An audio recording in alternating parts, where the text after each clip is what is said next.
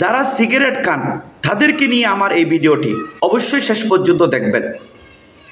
সেটি হলো, আমরা যখন রাস্তায় হাঁটাচলা করি অবশ্যই আমরা তখন দেখি এবং লক্ষ্য করি যে অনেক ভাইরা সিগারেট খাওয়ার পরে অবশিষ্ট অংশটা রাস্তায় ফেলে দেয়। এমনকি গাড়ি থেকেও অনেকে রাস্তায় সিগারেটের অংশটা ফেলে দেয়।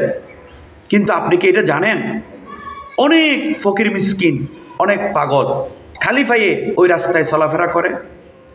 অনেক কুকুর থেকে শুরু করে অনেক প্রাণী ওই রাস্তা দিয়ে হাঁটাচলা করে। কোনো এতিম, কোনো মিসকিন, কোনো ফকির, কোনো পাগলের পায়ে যদি আপনার এই আগুনের অংশটা পড়ে অবশ্যই সে আহত হবে, আপনি গুনাহগার হবেন। সৃষ্টির প্রতি দয়াশীল হওয়া, এটা নবীজি শিক্ষা দিয়েছেন। যতক্ষণ আপনি সৃষ্টির প্রতি দয়াশীল হবেন না, লা ইয়ারহামুল্লাহ, আল্লাহ আপনার প্রতি রহম করবে না, দয়া করবে না। আল্লাহ আপনাকে গুনার খাতায় নাম লেখাবে। এই আমলটি, ছোট্ট আমলটি আপনি করতে পারেন।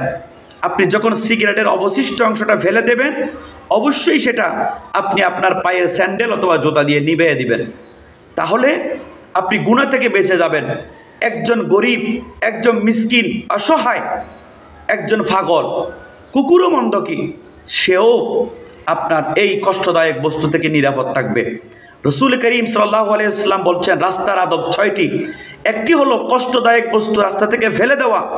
আর আপনি ফেলে না দিয়ে রাস্তা থেকে আপনি উল্টা সেখানে কষ্টদায়ক বস্তু রেখে দিলেন, তাহলে সেটা অবশ্যই রাসূলুল্লাহ সাল্লাল্লাহু আলাইহি ওয়াসাল্লামের সুন্নত বিরোধী একটি কাজ।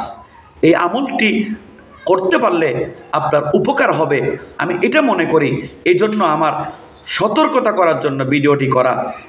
সিগারেট আপনি পান করেন, কারণ আমি তো নিষেধ করতে পারবো না। কারণটি হলো, সিগারেটের প্যাকেটের উপর লেখা আছে ধূমপান স্বাস্থ্যের জন্য ক্ষতিকর, এরপরও আপনি জেনে শুনে খাচ্ছেন।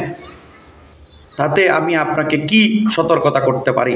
আল্লাহ পাক সুবহানাহু ওয়া তাআলা আমাদেরকে ঈমানদার, পরহেজগার, মুত্তাকি হওয়ার তৌফিক দান করুক।